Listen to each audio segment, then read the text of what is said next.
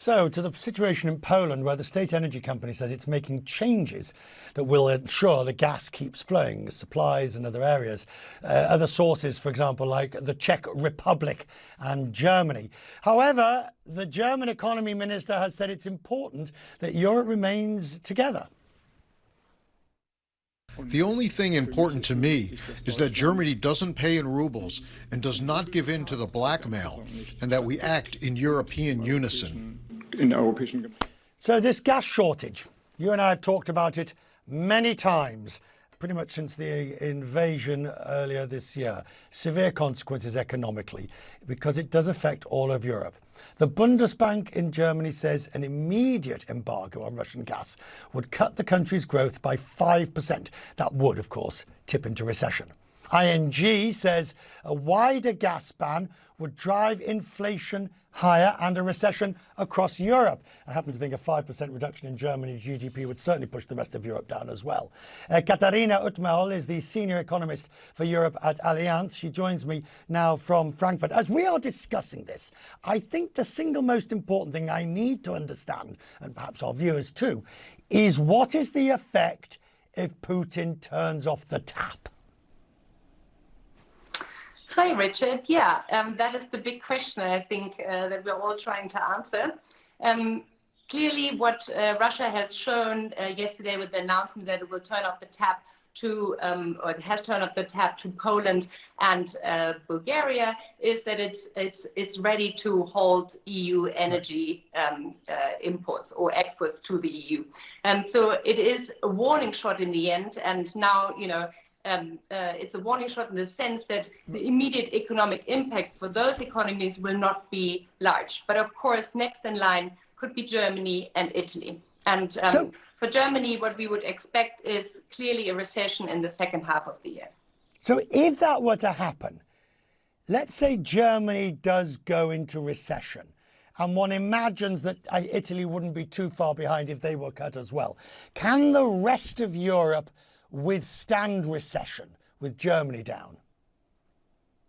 No. So in this scenario, which is our downside scenario, we actually did not expect Russia to go that far necessarily. It has never jeopardized energy flows to Europe, not even during the height of the Cold War.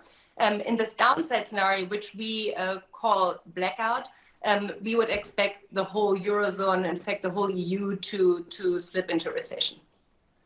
How close are we, bearing in mind monetary tightening later on and slowdown post-pandemic, etc., how close are we skating to recession in Europe? Well, we have to factor in that already the threat of such a blackout scenario. And, you know, we saw it yesterday, gas prices went up today by 20–25%. That's pushing up inflation, that's weighing on consumer confidence, it's hitting the margins of firms that can pass this on to consumers. It's already hurting the economy. So in any case, even if we remain in our baseline scenario where sanctions do not include energy exports, we would only see mini growth rates in Europe this year. So we're already very close to a recession, so it would not take much. However, if EU energy imports from Russia would also be covered by sanctions from Russia, then we would see a very grave contraction latest in Q4 when the winter comes. So one other point, various people have mentioned, we talked about it at the IMF last week, if there is a slowdown because of higher inflation and higher oil prices, does the ECB still need to work as hard with higher interest rates if there is a natural slowdown as a result of higher energy prices? It's the old implied versus forced slowdown. Yeah, it's a very good question. So we are more pessimistic on the economic outlook. We are below the consensus forecast for this year, and in particular for next year. If you look at what market economists usually expect is some sort of rebound next year, and we don't have that. Even in our more optimistic baseline, we are below 2% growth. And a lot of that also stems from a carryover from last year. So what does that mean for the ECB? As we saw today, consumer confidence in Germany hitting a record low today. We expect a lot more negative news on the economy as we head to the middle of the year.